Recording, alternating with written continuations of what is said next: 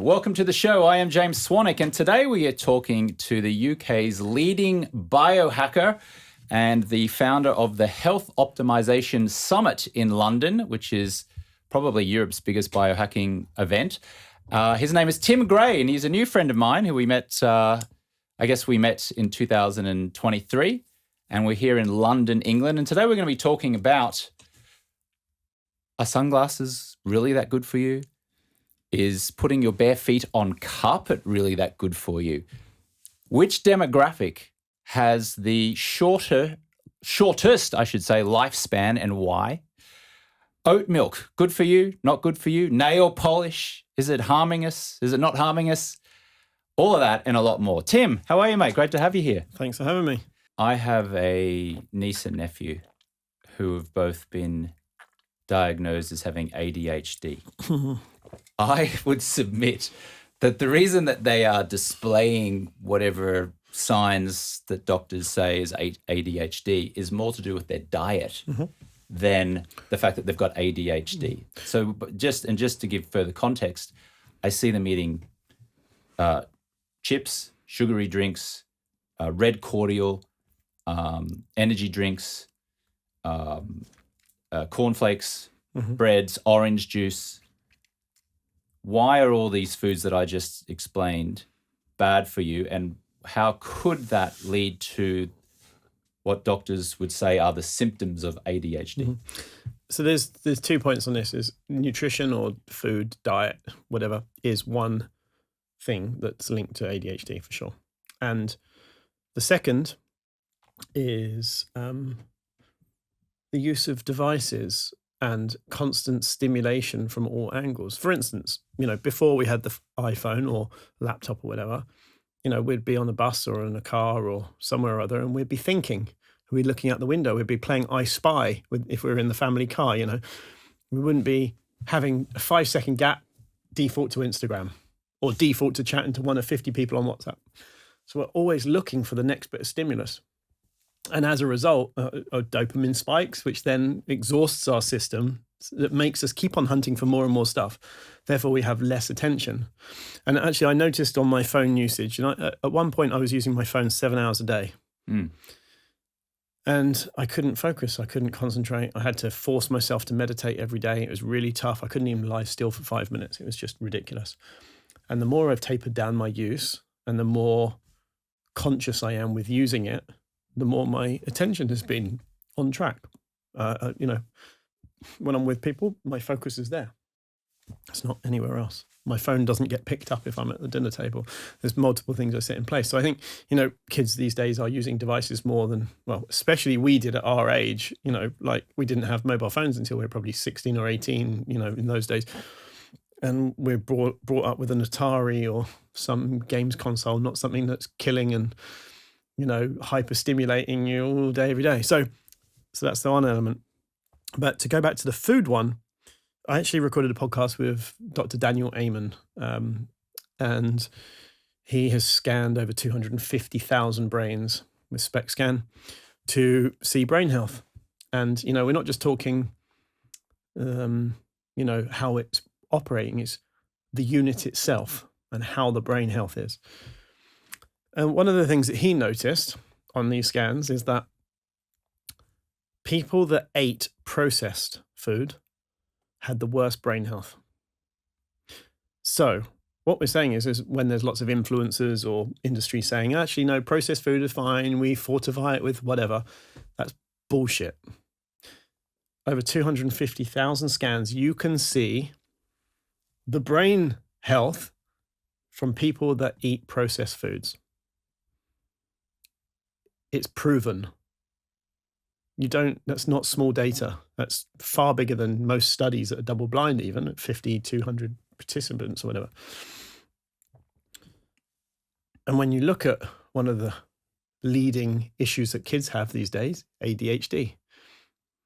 But when you see kids that are on a nutritious, natural, plant-based and meat-inclusive diet with fish and healthy oils and some good dairy, not the traditional dairy, their brain health is fantastic. In fact, Daniel actually recently released a book exactly on this with children's mental health issues and brain health Mm. around this. So it's a shame that ADHD is so prevalent these days. It's also a shame that there's so much processed food everywhere, but really it comes from education to parents, such as, for instance, when I have kids, hopefully, I know that they will see plants and meat as superfood, as literally to be a Superman, and the processed stuff as weak crap that doesn't have any nutrition. And that starts with me. Luckily, unfortunately, my parents didn't give me quite the same advice, but it is what it is. Yeah. But we can do better. When we know better, we can do better.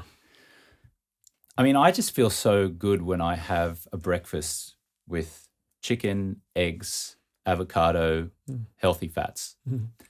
When I have a traditional breakfast, say, of cereal, a glass of orange juice, toast, I crash. I mean, I just get so lethargic. I'm foggy, I'm distracted, I'm irritable. And probably an hour after I've eaten that food, I'm now craving more sugary food. Why is that? Like, why is that happening? It's actually very easy. I mean, if you track your blood glucose, which I often do, with a constant glucose monitor, which connects to your phone, you get to see over a period of time of what works for you and what doesn't. And if you have high carb, so it could be, cornflakes or anything sugary, whatever, you'll see that your blood sugar spikes very quickly, and it's good to have a good response. It comes up, your body then releases insulin, which then puts, let's say, sugar into the cell, which then stores it, so to bring down your sugar levels in the blood, right? So every time you eat something, you spike and then crash. But the thing is, because so much insulin goes in, you actually go below your baseline of your normal blood sugar level, which then gives you a crash, which is why after a Sunday roast or whatever, you have a crash afterwards, and then you recuperate and you're okay again as your blood sugar comes back up again. What happens is people are yo-yoing all day, every day like this. Now, a spike is no problem, especially if you're a bodybuilder and you're working out, you eat carbs and protein after a workout. This helps spike your blood glucose, which then supports your muscle repair because of the benefits of the mitochondria from having easy energy. The thing is when you're having it constantly throughout the day, your body is storing it, which then converts to fat. So it's not optimal. What it is good is to actually have a more stable blood sugar with spikes, depending on when your workout are and what your goals are, but to keep it stable as possible. And higher fat and higher protein. Well, fat doesn't spike your blood glucose, obviously. Protein does a bit because it's slower, breaks down into sugars. But having higher fat and higher protein and lower carbs, but not no carbs, is ideal, especially for me. And I find that the more carbs I actually add in personally, the more weight I lose because my body needs carbs as its primary source of energy. Some people I know that need fat more. And it's very, very interesting. Obviously, I've seen this on VO2 max testing to see what my body needs at maximum peak output, and it is, pretty much solely glucose. So if I don't eat enough carbs, and when I say carbs, brown rice or white rice, white potatoes, sweet potatoes, these things, not carbs as in cakes and pastries and pasta. Yeah. But as a result, my body operates more efficiently. So to go back to the point of blood sugar spikes is you want to keep it a nice, smooth blood sugar with occasional spikes, say, after workouts. And if you do have something that's sugary, go for a walk or go and exercise because then you're using up that instead of storing it. And then you find that you won't have the crash so much as a result. There was a book I read called Get Up by James Levine, and he said that if you go for a gentle 15-minute walk immediately after your last bite of food, that it halves your blood glucose levels, which prevents you from storing unwanted fat and prevents you from feeling tired and having that crash. So every time now that I finish a meal, it's almost like as soon as the last bite goes in my mouth, I'm on the clock. It's like I've got to be up and walking within 5 minutes. So sometimes I'm with friends and they're like, what are you doing? Why are you in such a hurry? I'm like, because I want to get up and walk so I'm not storing unwanted fat and getting this kind of blood glucose spike, which is going to make me crash later on. I want to go through a few things here that I saw on your Instagram. So we'll just do quick fire round here. The 12 companies who control everything we eat, why putting a laptop on your lap could be destroying your efforts at producing children, the danger of removing wisdom teeth, reversing depression, and so forth. So let's do a quick fire rapid round here. Okay, so why is sitting down with a laptop on your lap bad for you? Okay, so this is an easy one. EMF from Wi-Fi, Bluetooth, whatever. Historically, they've said that non-ionizing radiation is non-damaging, and so therefore it's not a problem. However, there is more and more research coming out showing that non-ionizing radiation is damaging to us. Now, there's a lot of people that are electromagnetic sensitivity. For instance, if they turn their Wi-Fi off at night and put their phone on airplane mode, they sleep better. Or if they put a Wi-Fi router next to their bed, then they sleep worse. Often it's people that have had higher levels of mercury and arsenic and metals in their system that are more metal sensitive, electric sensitive. But the point is we are electrical creatures, and when our heart stops, we have electricity to get our heart starting again.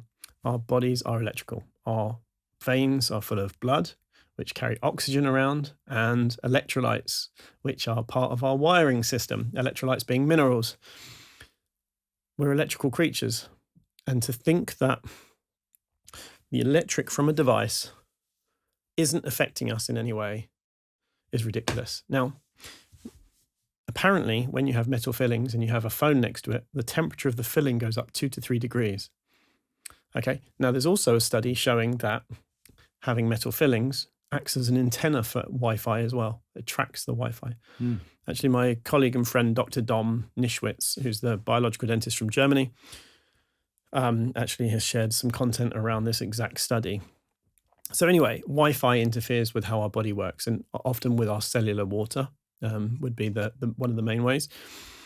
And having it on your lap has been shown to reduce fertility in men of having this electric sitting next to your balls the whole time. So I'm very conscious of it. It's the same with having your phone in your pocket, which I've actually got some content being done on at the moment around this, and like not walking around with the phone in your pocket next to your balls the whole time. And in fact, Dave Asprey actually used to wear, or I don't know if he still does or not, combats, and he would have his phone pocket in near his knee. And he was saying that it actually hurts with bone density.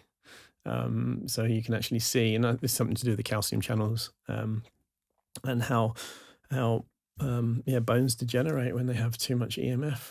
Amazing. I put my phone in my back pocket. Would that be okay? Is that better, or is it equally bad? I mean, personally, I think it's better. But not ideal. I mean, if you put it on airplane mode, then I think it's better. So having it on your lap is probably one of the worst places you can have it. But you can actually get like EMF protecting mat that goes on your lap, and then you put it on top of that. Got it. Perfume. What's wrong with women's perfume? They can have like 190 different chemicals that they don't have to list. And, a lot of them aren't good. And they include things like propellants as well to make the scent travel and last for longer. And we just don't know what's in it. And, half the people are spraying it straight on their thyroid, on their neck area, and then getting thyroid issues. It's like the thyroid just can't cope with it.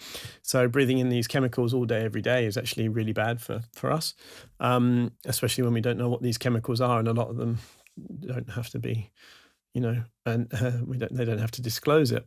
There are a couple of cleaner brands out there. There's one that actually exhibits at my summit that I found a while ago called Meadow, Medeau, which is natural scents, which are great. But traditionally, it's an awful industry. And if you walk into somewhere like House of Fraser or Debenhams or Macy's or whatever, you'll walk in and you'll get hit by the smell. And a lot of people, start coughing or feel funny as soon as you walk into perfume stores, just because there's so many thousands upon thousands of chemicals. And when you're spraying it on yourself and breathing it all day, every day, or spraying it on your thyroid and expect your thyroid to be able to cope, it's bonkers. So I avoid it where possible. I mean, sometimes I use essential oils and sometimes I use Meadow, depending on what the occasion is. Big shout out to an Australian brand that I'm fond of called Usei, YUSEI.com.au. Friends of mine run that, and it's fragrance free, all natural. KFC chicken. What's wrong with the chicken at Kentucky Fried Chicken or KFC? I always used to think that KFC was the healthy one before I was healthy, thinking it's just chicken. But really, yeah, not only is it deep fried in seed oils, which have been probably used hundreds of times, so it's massive for oxidative stress, really bad for gut health. Also, the fats that we eat or consume help make up our cell membranes, and cell membranes ensure that nutrients get in the cell or toxins get out of the cell. So if you have a dodgy cell membrane made up of dodgy fats, how's your health going to be? Now, it's massively inflammatory, this seed oils. That's the first thing. Second thing is that the chickens, they're really raised inhumanely. And, they are, to be fair to KFC, working on making it better because the publicity for them was pretty bad.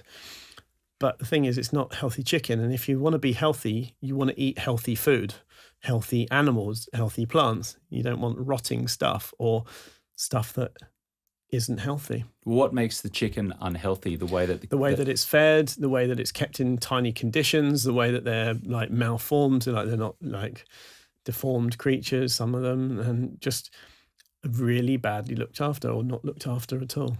So the quality of the chicken, the quality of the oils, and generally it's just junk food. And if you look at, things like their burgers and things like that, or, all of their ketchups, and which is really high in sugars, and it's just basically junk. If you were to have some, just plain chicken breast, why? It's more than enough. If you're going out to the supermarket and you're looking for a humanely raised chicken and a healthy chicken, like chicken breast, what should one look for?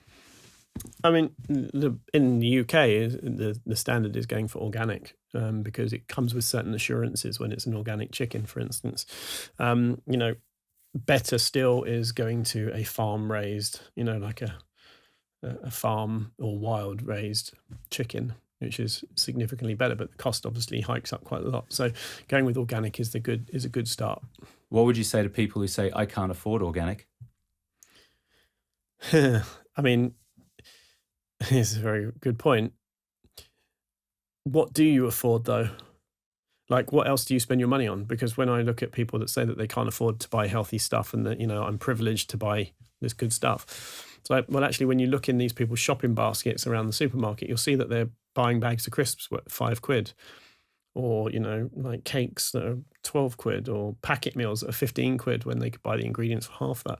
So it's like, where are you diverting your money to? And I understand if people don't earn enough, on benefits and things like that, you have to pick wisely, and you should pick some of the best things that are non-organic. Like, for instance, some of the worst are strawberries and blueberries and raspberries, in fact, for pesticide levels. So you want to buy those organic regardless. But obviously buy to your budget, but just do the best you can. The thing is if you're eating processed food, it's almost definitely not organic, and you're going to get all the crap in it anyway. At least if you're buying vegetables and meat and fruits, even if it's not organic, you're significantly going to be in a better place for eating natural foods than processed crap anyway. So I would say start with eating natural, buy organic where you can. And if you say you can't afford it, then I would question, why can't you afford it?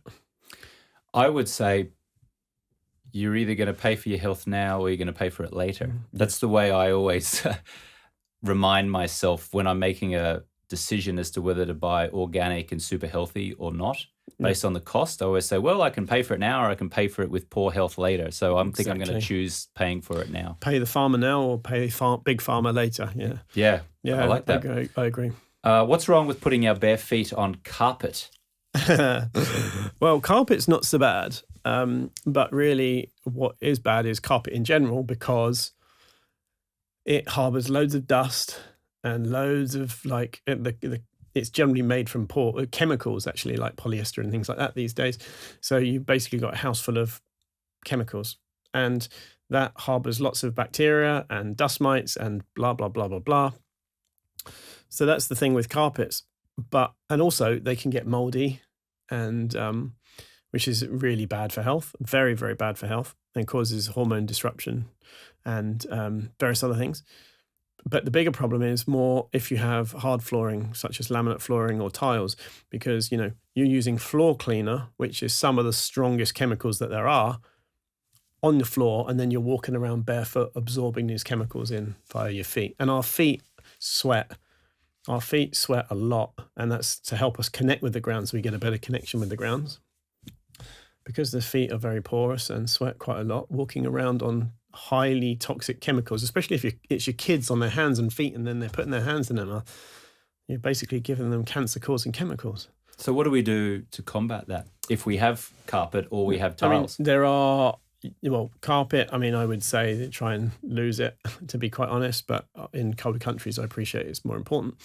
I would say make sure that it's a good one that's clean, natural, if possible.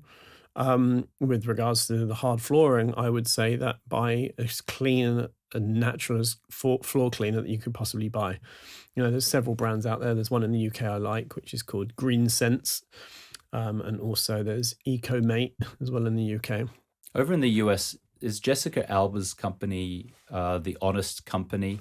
Are you familiar with it? I'm not familiar with it, no. Yeah, I think they do pretty clean, natural products. Yeah, might just want to check that to the listener. There's some good laundry detergent brands as well that, You know any over in the US? I think it's Molly Suds or something or other like that over there, actually. But yeah, so, I would say just avoid the nasty cleaners. You can use apple cider vinegar, actually, for floor cleaning, which is fantastic stuff. Apple cider vinegar seems like a bit of a super product, really, because you can drink it in the morning to suppress your appetite, as I understand it. You can put it on warts or something on your skin to try to heal skin conditions. I think you can rinse your mouth out to try to kill germs with it. You can do it to get stains out of carpet. It's pretty damn good, right? Yep, it's amazing stuff. And it's really good for gut bacteria as well and helping your gut flourish. And it's really good for digestion, and it's good for killing off parasites. And it's great for everything. It's cleaning screens, it's cleaning floors. It really is an amazing thing to have, is apple cider vinegar. Apple cider vinegar. On your Instagram page, it said toilet tissue. There was some problems with loo roll, toilet paper, toilet tissue. What's the problem? You really have done your research, haven't you? Problem is that toilet paper is bleached and has quite a few different chemicals in it. And that bleach, you're wiping on a very, very, very sensitive area of your body that is very absorbent. You shouldn't be wiping bleach on that. And there's multiple other chemicals in it, and I can't remember off the top of my head the names of them, but we can put them in the show notes. But basically, it's a very intimate, sensitive area, and we should not be wiping our bits with it. Whoever invented toilet roll was an idiot, to be quite honest. And I think they did the world a disservice, because if you spill something, you don't just use tissue paper to wipe it up, and that's if it's not necessarily something dirty, but this is one of the dirtiest areas. And yet we just use paper to wipe it off. I think bidets should be more prevalent in the UK, in America, actually. Obviously in the Eastern world it's much more popular. And I think for pollution-wise alone, with all the bleaching chemicals going into the sewage system, it just seems crazy. Is there a brand of toilet tissue that you would recommend? Yeah, there's a brand in the UK called Bamboo, and there's another one called Cheeky Panda, and they're actually bamboo based, and bamboo grows very quickly, so it's very sustainable, and it's not bleached, and none of the chemicals on, and it's not individually wrapped rolls like some of the luxury brands, and not in plastic, it's in paper and blah blah blah. So it's actually very, very good, and this is non-negotiable for me, actually. But also there's female intimate products as well, such as sanitary towels and tampons. In fact, there's so many different chemicals. I think it was rayon and bleaches in tampons specifically in the leading brands, which are causing imbalances in the vagina, which is causing UTIs and cystitis and period pains. And then when they swap it out to an organic non-bleached version, funnily enough, all these issues go. So it's the same with tissue paper and with intimate products as well. So if you're in the US and you're listening and you want to find a healthy, or at least a not unhealthy toilet tissue, look for bamboo-based paper. Yep. And if you're a woman, for female products, tampons, pads, things like that, they should be looking for organic and natural. Okay, got it. There's quite a lot of brands out there now. Okay, milk. Let's talk about milk. Oat milk, almond milk, full cream milk, skim milk, pasteurized milk, non-pasteurized milk. Which of those milks are the best for us down to the worst for us, in your opinion? Big dramatic sigh. I think that the milk industry has become a bigger industry of not dairy-based and dairy-based. And it's an industry that people try to sell their products, and it's a processed food. Oat milk, well, oats are meant to be digested. When they're ground down and turned into a milk, your blood sugar spikes the same as if you drink a can of Coke if you have oat milk. Wow. In your coffee. So it's like drinking a coffee with cola in terms of sugar load. Okay. Drinking oat milk. Oat milk, yeah. There's that big brand, famous brand, Oatly. So obviously that's a no. That's a hard pass. Crapply. Crapply. Instead of Oatly, it's crapply. It's not good. So oat milk is, it's, if you don't care about sugar spikes and if you don't care about extra weight and whatnot, oat milk is a sweet alternative, but I avoid it most of the time. Almond milk, almonds. I mean, I don't do too well with oxalates specifically because of my kidney stone history in the past, so I like to avoid oxalates because external oxalates and endogenous oxalates combine and cause issues for me, so I avoid that. The problem is that a lot of these milks have sunflower oil or rapeseed oil or any other additives in there. And there's a few good brands like Plenish in the UK that actually is just, for instance, coconut milk and water, or almonds and water, or oats and water. So it's, and mineral and salt. So I would avoid the plant-based milks wherever possible, just because, and also like almonds are very not sustainable. I mean, it's really bad for the planet. It's really bad for wildlife, and the farming of almonds and nuts in general is pretty bad industry, to be quite honest. Oats, because they're very quick carbs and for sugar. And then when we talk about traditional dairy, like the way that dairy started was, there's an animal, it gives out more milk than we needed. Let's have it because it's a good food. When we're born, we breastfeed because we have good bacteria and the right hormones in the milk from our mum to help us grow and populate our gut bacteria. We then have adopted using cows, and that's fine to some extent. The problem is now, because industry and shipping and supermarkets and things, we have to pasteurize and homogenize the milk to kill the bacteria off, which also kills off the enzymes that help us break down the milk. And then our guts don't know what to do about it. So more and more of us are getting lactose or dairy intolerant. And that can be down to A1 protein, A2 protein, or lactose. So when the milk isn't pasteurized or homogenized, and this is what we call traditional raw dairy, you have the enzymes in it that helps you break down the milk so you don't get the same lactose issues or the A1 or A2 protein issue. And after a while of having this, and I've been using it now for 3 years straight, I get it delivered every week, and I have 2 liters of it a week. It's helped me repopulate my gut significantly. And I can now have traditional dairy from time to time without it affecting me. So it reversed my lactose intolerance and all my dairy issues from having raw milk. So I would say avoid traditional factory farm milk. Also because factory farms pump their cows full of hormones to make them give more milk off, and antibiotics to keep them from getting sick, and then you're drinking that in the milk. Whereas if it's a raw, natural milk straight from the farm, where the farm is ethical and clean, then it's a very different thing. One is a processed food of some description, and the other is completely natural. There seems to be some stigma around drinking unpasteurized milk. Mm-hmm. I ordered some unpasteurized milk from a Colombian farm when I was in Medellin, Colombia recently. It was absolutely delicious, mm-hmm. I have to say. And I offered it to a couple of friends of mine who were with me at the time, and they were like, no way, I don't want to catch a virus. Are you kidding me? No way, I'm going to get sick. I'm not touching that. What's that What's the thought process behind that? I think the statistic is you're 10 times more likely to get food poisoning from chicken than you are from raw milk. Kind of says it all. So are you going to avoid chicken for the rest of your life? I don't think you will.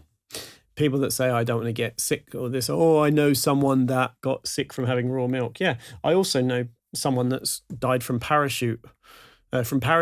Doesn't mean that it's a dangerous thing. It's one of the safer sports these days.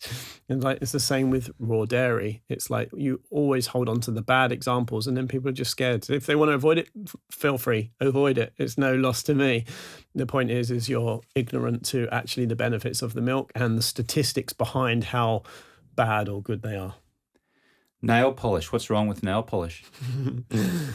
I mean, it's loaded with chemicals. It goes onto our skin. We breathe it in. In fact, I think, I'm trying to remember the statistic on it, but nail technicians were significantly higher in birth defects in children from nail technicians. So there's a lot of chemicals in it. I think it's formaldehyde is one of the main ones, and various other toxic chemicals. And also it's not just, it makes contact with the skin and we're breathing it in as well. So it's pretty dangerous stuff. There are some cleaner brands out there. I can't remember off the top of my head because I don't use them to use them myself. You're not using nail polish, Tim? No, Come on. not anymore.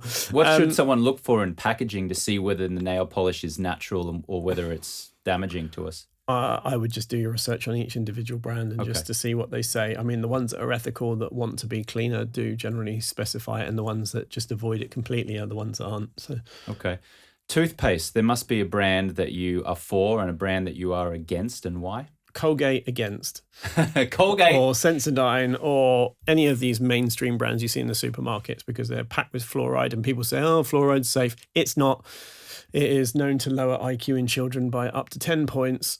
And it's a byproduct of the fertilizer industry, and they needed to know where to put it. So they put it into the water supply and they put it into toothpaste because apparently once upon a time people say it helps with your teeth. Now, it can help with teeth, you're right, but there is a natural alternative called hydroxyapatite, which is actually part of making the teeth structure stronger, and it's natural. And so the brand that I do like is Super Teeth. It's called, you can get it at Get Super Teeth, I think it is, which has hydroxyapatite, prebiotics, probiotics, and helps remineralize your teeth so that if you do have cavities and stuff, you can help reverse them because that's what hydroxyapatite does. So yes. I remember I grew up in Victoria in Australia. My mum used to say, you're very lucky, James, because they got fluoride in the water here. And then as I grew up, I started to get some fillings and so I have some teeth issues. And I'm like, but Mum, you told me that fluoride in the water was good for my teeth. What happened? And of course, the indoctrination, I think, of my mum back in the 70s was that fluoride in the water and fluoride in the water supply was great for your health, was great for your teeth. But now you're submitting that we've come to realize that actually fluoride is not great for us. It's not. It's definitely not. No, it's definitely not. And, it was even in Parliament, about a year and a half ago, talking about the dangers of fluoride in Parliament. And yet, people are still saying, no, it's completely safe. And again, same problem with the dentists. If they've been telling people to use fluoride all these years, and in fact it's been harming them, what's that going to do to the psychology of the dentists? It's not going to be good for them. And to admit that they've been wrong this whole time. But unfortunately, or fortunately, hydroxyapatite is the real deal. It's the natural thing, and we don't have to use fluoride. So even if fluoride it's still a risk. So why would you not minimize the risk and go with the healthy alternative? Receipts. I go and order a coffee, they give me a receipt. I go and buy a product, they give me a receipt. I'm putting my fingers on this receipt, I'm sticking it in my back pocket. What is wrong with just the traditional normal receipt? The problem is normal paper receipts with ink isn't too much of an issue. Ink cannot be. But when it's heat printed till receipts, so it's where it comes through the till and it doesn't use ink, it uses heat to make the words go darker.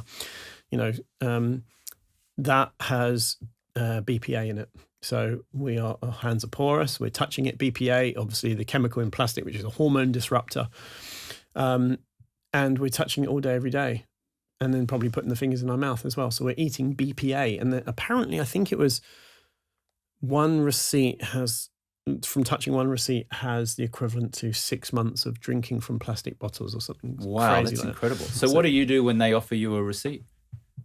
I leave it on the side, So or pick it up very gently like this and put it into my pocket like this. And like I generally avoid wherever possible. Or nowadays, like yesterday I was shopping in Nike and in Selfridges, and like, how do you want your receipt? It's like, put your email address in here. Cool, it's emailed. So now I just have it like that. So you'd rather get spammed from them by having your email address than actually touch the physical receipt. For sure. Sunglasses. Why should we not be wearing sunglasses or certain sunglasses? Because everyone thinks, oh, great, sunglasses are going to protect my eyes from the sun. What's the problem with that? Okay. Controversial. Very controversial, because, opticians say that I'm full of shit and there's not enough science. However, there is. It's just where you look and how you determine, how you, unravel it. If you think about this laptop for a second here, and for those of you listening in the podcast, not watching, I'm holding my hand in front of my MacBook Air. It has a retina display and it has a camera on it, which senses the light around the laptop so that it dims the screen when it's nighttime and it brightens it up when it's in sunlight. Mm-hmm. Okay. It adjusts the behavior of the device to the lighting around it. Okay. What do you think our eyes do? When it's a bright day, our pupils go smaller to let less light in. And when it's dark, our pupils go bigger to let more light in. Our body knows how much light and how much UV there is around us at any given moment. Okay. So much so that when there's blue light, as we know, it stops us secreting melatonin. And then when blue light goes, we start secreting melatonin. Our eyes are smart. In fact, our bodies are smart. Now, if it's a sunny day, your eyes say, it's sunny, I need to adjust my defense systems to make sure that my body is prepared for this higher level of UV. So if you put sunglasses on and you tell it it's nighttime, your eyes think it's nighttime, but your skin does not. And you get burnt more easily. And when I heard this, I was like, sounds logical, but it's probably not real. By reducing or removing seed oils from my diet, and by stopping wearing sunglasses, and don't get me wrong, I love sunglasses. I think they are a brilliant fashion accessory. It can make anyone look cool. I loved my glasses. However, when I changed those two things, my sunburn stopped. I no longer burn. Now, I would burn in 5 to 6 minutes when I was sick and I had my gut issues and I'd eat seed oils. Now I can spend as much time in the sun, as much time as I like, up to UV 7.5, without burning. And that's pretty much indefinite. When I was in India, I was very careful, obviously, because I don't want to be foolish, and you should always respect the sun. Always respect the sun. The other thing is that we evolved in natural light with some clothes on, but not in a fake lit office for 50 weeks of the year, and then 2 weeks in the sun where our body's not prepared for it. So if you have natural light exposure throughout the year, your body's defense systems are good. If you don't wear sunglasses, your body's defense systems are even better. And then you don't get burnt as much. So I'm against sunglasses for those reasons. Now, reading glasses. Now, I've recently been prescribed reading glasses, and I'm working on fixing my eye health. Actually, it's a really interesting speaker at the Health Optimization Summit in a few weeks' time talking about the eye-gut axis, actually. The thing is there's a guy called John Ott, and he wrote a book called Health and Light, or Light and Health, something like this. And he was tasked with growing a pumpkin for Disney for Cinderella or whatever, where you could see it from a seed growing all the way up and then shriveling back down again over years. And it was photographed around the clock for every half an hour for years. Problem is that they found that because the flash was flashing at nighttime to take a photo of this pumpkin, it would interfere with its circadian rhythm, even the plant. So the plant didn't grow properly. And they found that if they put different color glass or perspex over the plants that they were growing, such as corn, it would stop them growing so high, or some of them would grow higher, or some of them would get sick. And then when they put natural light to them, actually it would kill the viruses off and they would actually flourish. From different glass in front of the plant. Now, our eyes get sunlight into them, or natural light into them, which helps determine our hormone balance. So if you are cutting out certain wavelengths of light, your body doesn't know truly what the light is, and your hormones can be a bit imbalanced. So it's best to not wear glasses for as much as possible. Obviously, for reading, or close things like this, I have to right now. So yeah, I'm against sunglasses, reading glasses, any of these things for the majority of the time, and get natural light in your eye as much as you possibly can. Yeah, fascinating. All right, so we're heading for home here. It would be remiss of me if we didn't talk about alcohol, given I have a stop drinking business where we help executives and entrepreneurs to have a better relationship with alcohol. I'm not sure if I shared this with you last year, but the University of Washington did a scientific study on our stop drinking process, and it showed a 98% reduction in drinking, which is pretty amazing. Alcohol. What do you know? Tell us what you know about how bad alcohol is for us, and is there any safe consumption? Is complete abstinence the best route? Is it okay to have a drink a day? What do you know? What do you think about alcohol? Once heard a saying, which I'm going to share. Doctor, I want to live forever. Okay. Do you drink? No. Do you smoke? No. Do you eat any crappy foods? No. Do you go skydiving? No. Do you have unprotected sex? No. Why do you want to live forever? So there's an element that, yes, drinking is bad. Alcohol is bad. Okay. It is toxic to our liver. In fact, it's so toxic, it makes us do funny things. This is why we get drunk. Our body just doesn't know how to deal with it. It's very strong on the liver. For instance, we know that alcoholics have, fatty liver and so many different health issues as a result of the liver always struggling to deal with it. It also kills off the bacteria in our mouth and in our guts. And people that, for instance, I know on my own data is when I drink, I see my heart rate is increased by 15 to 20 beats a minute through the night. And my heart rate variability tanks to almost, nothing. Shows that it's a stress on the body. And then my recovery score, and I don't feel so good the next day as a result. There's multiple reasons why not to drink it. Also you can see how water retention is on people and how it ages people, and it really does speed up the aging process. However, drinking from time to time, I don't have a problem with. I may drink once a month, sometimes once in 6 months. Sometimes, for instance, I recently started dating again, and I had 3 dates in a week, and I drank 3 nights, just one drink. But I didn't beat myself up for it. I know that it's not something I want to I don't want to slide into too much. So I think there's an element of enjoying your life. And if enjoying your life is significantly better without alcohol, then don't drink. And if for sometimes you like to let your hair down, then fine. Like, for instance, when I was at my sickest, I didn't drink for 2 years, not a single drop of alcohol for 2 years, because I was so sick. And I remember thinking, I wonder what it's like to be tipsy. I do actually miss being able to unwind and not give a shit about my health for 2 minutes. And I was hyper alert, and I was hyper stressed about it. And I went out and had a few drinks one night with my cousin. And I remember walking home and I was just so relaxed. And I was just actually, I've been so stressed about not doing it that I didn't do it. And now I've done it, I feel more relaxed and I can take control of my health even more so. So there was an element of relaxing into it. But I think for the long term, if you're doing it regularly, not a good idea. However, Ben Greenfield, our mutual friend and colleague, he talks about microdosing alcohol, maybe 1 glass a day, because it's a hormetic stressor, and actually how it can have some health benefits. Personally, it's not for me, and I can understand his logic, but I don't necessarily agree with that view myself. Nor I. There was a study 2022 out of the UK of 35,000 middle-aged Brits, and it showed that even one seemingly innocent drink per day was enough to cause some grey and white matter degeneration in the brain.